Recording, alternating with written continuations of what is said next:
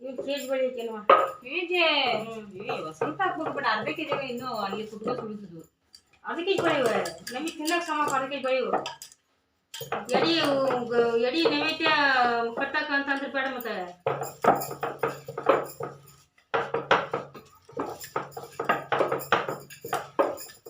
ಬೆಳೆಯೋದು ಅರ್ಧ ಕೆಜಿ ಮಾಡಿ ಸಾಕ ಏನು ಹೋಳಿಗೆ ಆಗತ್ತೆ ನೋಡ್ಬೋದು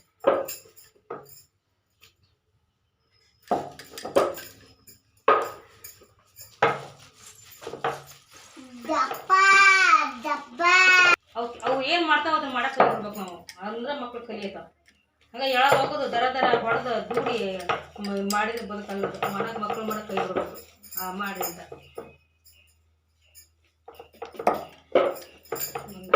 ನನ್ನ ಮಗಳು ಬರ ಎಲ್ಲವೂ ಸುಮ್ಕರು ಹಂಗಾದ್ರೆ ಏನು ತುಂಬ ಏನಾಗಲ್ಲ ಮನೆ